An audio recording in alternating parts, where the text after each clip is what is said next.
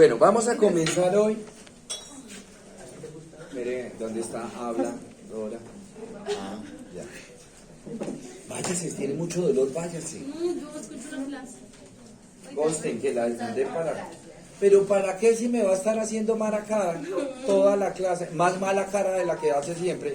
Vea, hasta botó la gaseosa, que con tanto cariño le dejé yo ahí. ¿Verdad? No, en serio, vaya. Si fue un dolor abrupto y que ya vomitó, mejor que se vaya. Bueno, listo. Entonces vamos a comenzar hoy a hablar sobre las patologías a nivel digestivo. ¿Sí? Vamos a hablar sobre órganos. Entonces comencemos desde el esófago. Ya estas clases están en la plataforma, chicos. Muy bien, hablemos de la esofagitis. La esofagitis es un proceso inflamatorio a nivel del esófago. ¿Vio? Es un proceso inflamatorio a nivel del esófago. Hay muchas causas que me puede generar esofagitis. Por ejemplo, la intubación orotraqueal de los pacientes de cirugía me generan esofagitis. El consumo de algunas sustancias ácidas, que por ejemplo los jugos ácidos o las frutas ácidas. ¿Profe, la intubación qué? Orotraqueal. De los pacientes que están operando con anestesia general, que los intuban para conectarlos a un ventilador, cuando ya los extuban, pues claro, el tubo rasga, ¿sí? Sí, por unos días queda el paciente con molestia, sensación de disfagia, dificultad para tragar. Bueno, muy bien, pero la que vamos a ver es la esofagitis generada por reflujo gastroesofágico, ¿correcto? Necesariamente en este tipo de esofagitis estamos hablando de reflujo. ¿Qué es eso del reflujo? Que se devuelve. Gastroesofágico, o sea, se devuelve el contenido gástrico, hacia el esófago. ¿Y en qué caso se ve esto? O sea, lo que les decía, ¿qué patología necesariamente debe tener un paciente cuando tiene esofagitis por reflujo? Gastritis. ¿Sí? La gastritis. ¿Correcto? Ahorita más adelante hablaremos de gastritis. ¿Listo? ¿Qué se ha visto? De una vez voy empezando a hablar un poquitico de gastritis. ¿Qué se ha visto el por qué un paciente sufre gastritis? ¿Sí? ¿Cuál es el trastorno fisiopatológico que tiene un paciente con gastritis? Tiene principalmente 3 trastornos, que es la fisiopatología de ellos. Primero, tiene hipersecreción ácida. Recuerden que el estómago tiene en las rugosidades, en los repliegues gástricos, tiene una serie de células que de pronto ustedes se acuerdan. ¿Cuáles son esas células? ¿No se acuerdan? Oiga, el viejito de morro no le... ¿Cómo?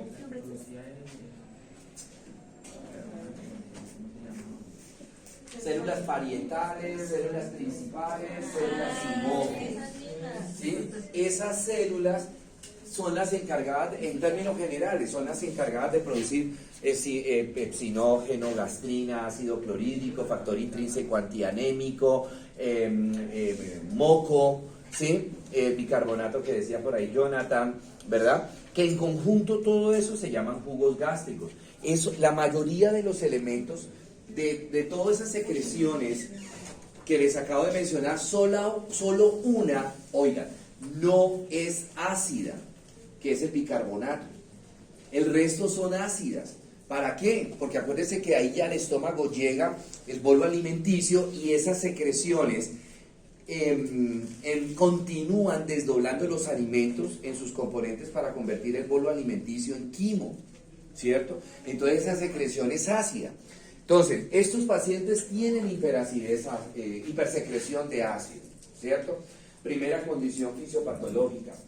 Segunda condición, tienen disminución de la barrera de defensa del estómago.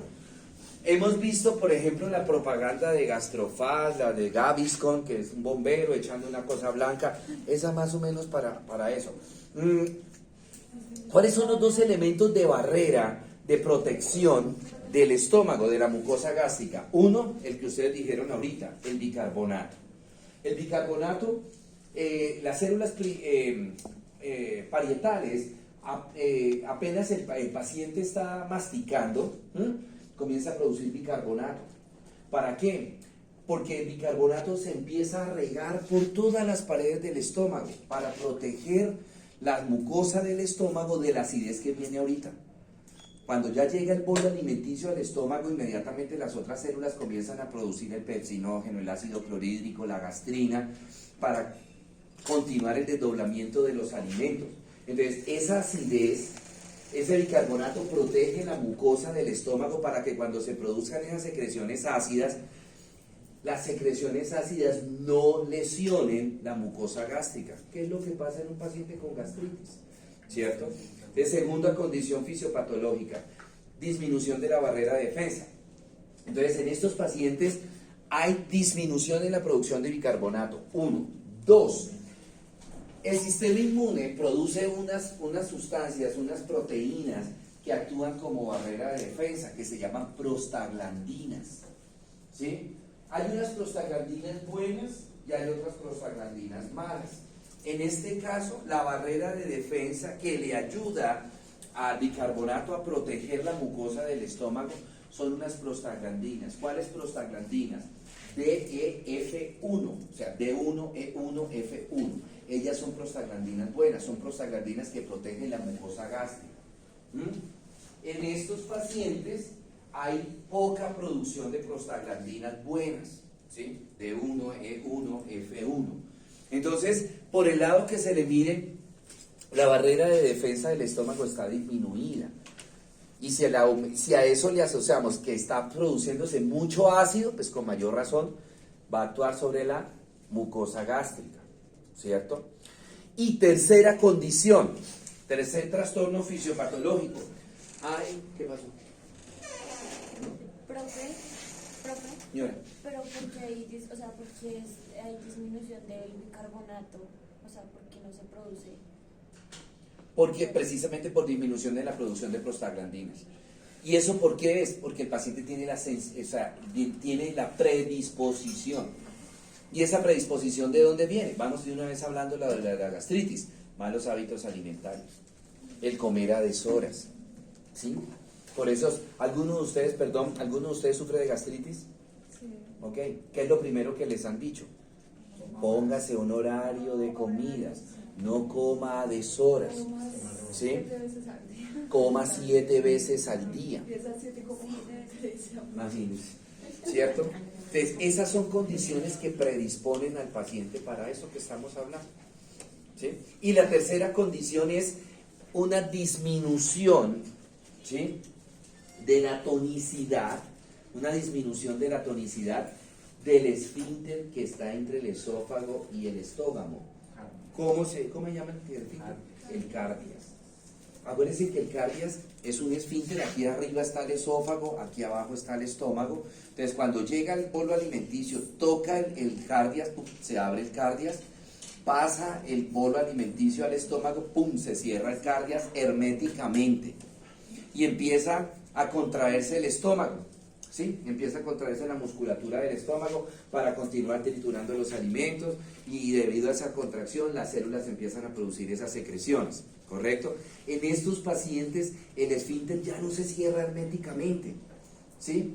Era el más o menos parecido al ejemplo que hablábamos por allá de las válvulas cardíacas, ya no se cierra correctamente, se cierra suavecito y que en ese proceso de contracción hay algo de bolo alimenticio que toca, ¿sí?, el cardias, inmediatamente el cardias se abre y el contenido alimentario que estaba en el estómago se devuelve y se produce el reflujo, ¿sí?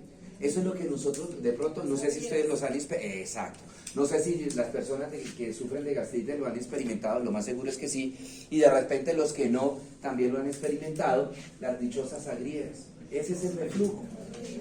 Las agrieras, que uno llega y siente como que algo está subiendo y quema, inclusive en algunas ocasiones es tan fuerte el reflujo, ¿sí?, es tan fuerte el reflujo que llega hasta la boca. El paciente siente el sabor ácido en la boca, amargo, ¿sí? Exacto, que el paciente piensa que se va a vomitar. Eso es la esofagitis, ¿correcto? Señor, Pero, digamos, en la clase de morfograma habíamos visto que en el fondo gástrico nunca había comida. alimentos, y pues está el cardio y el fondo gástrico. pero es que acuérdense que el cardias toca que le digan a mi hija que le explique la clase porque hoy se la expliqué yo a ella. Ya sabía. Que en vez de darle tetero, le explique. ¿No vieron esta manera? Ya le trae la boquita y después le saca gases. ¿Sí? Este es el fondo y aquí está el cardias, ¿cierto? Aquí está el cardias. Entonces cuando se produce el reflujo, en el fondo gástrico no alcanza a llegar comida. Nada. ¿Sí?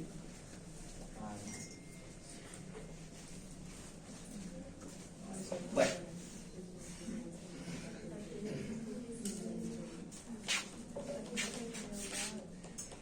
Mire, este es un esófago con una esofagitis. ¿Sí ven estas zonas rojas de quemazón? Esto es una quemazón, esto es una esofagitis.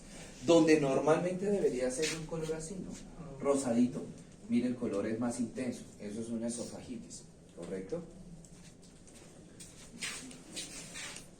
Bueno.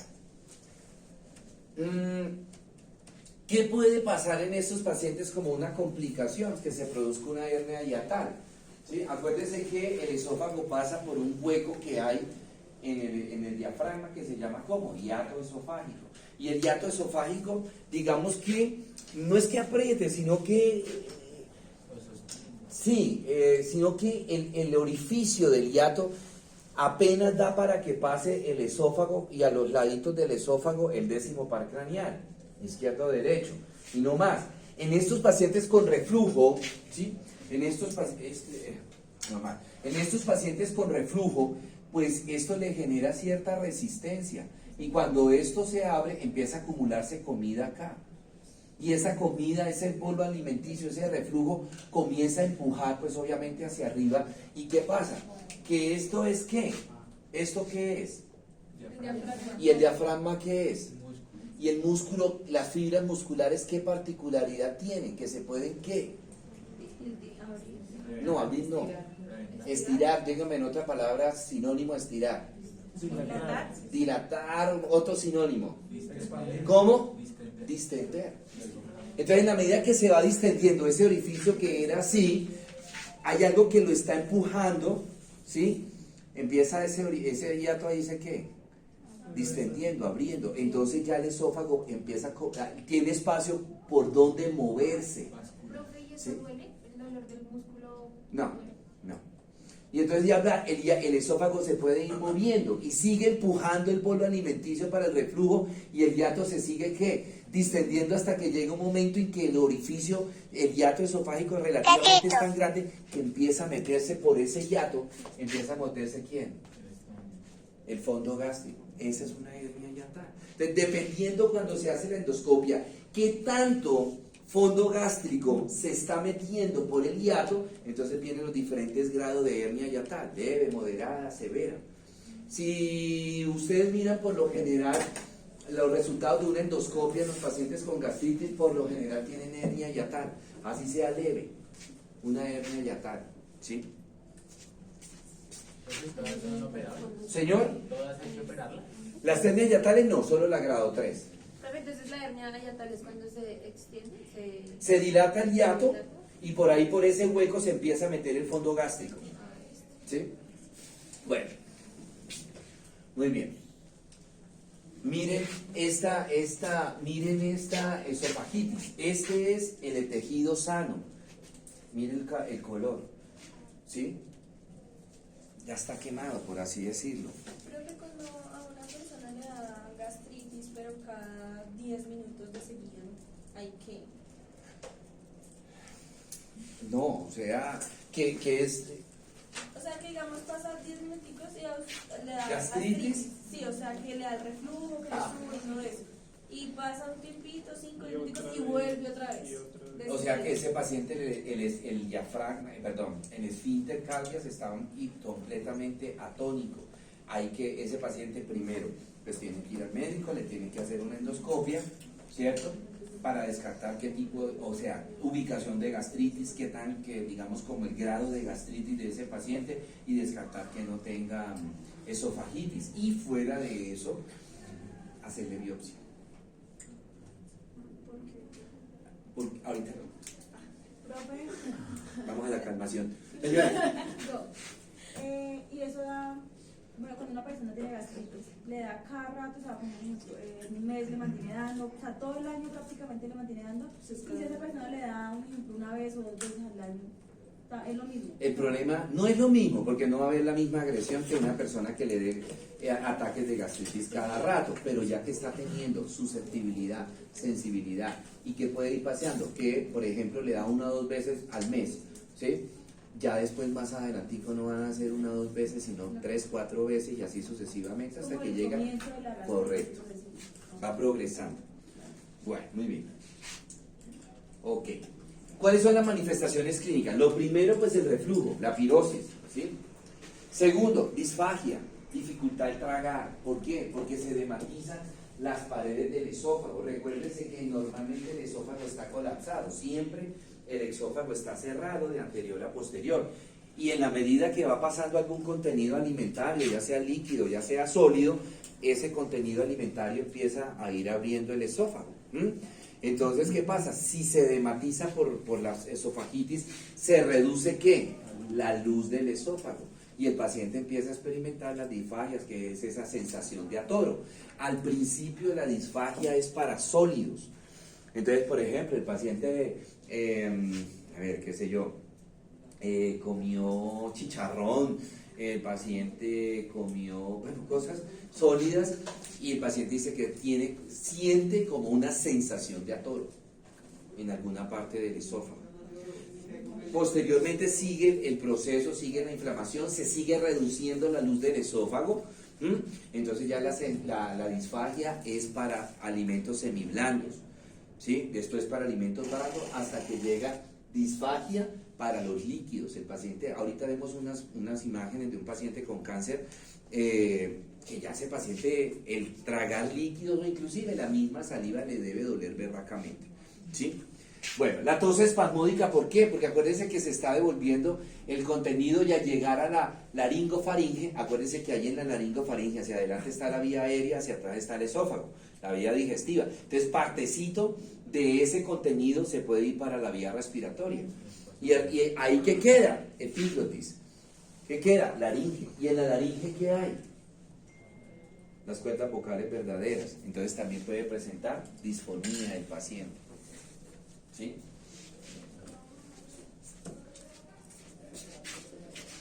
Bueno, aquí tenemos una esofagitis mucho más severa. Perdón, les apago un momentico la luz para que puedan ver mejor la imagen. ¿Sí ven todo ese rojo que hay ahí? Es una esofagitis severa en ese paciente. ¿Sí?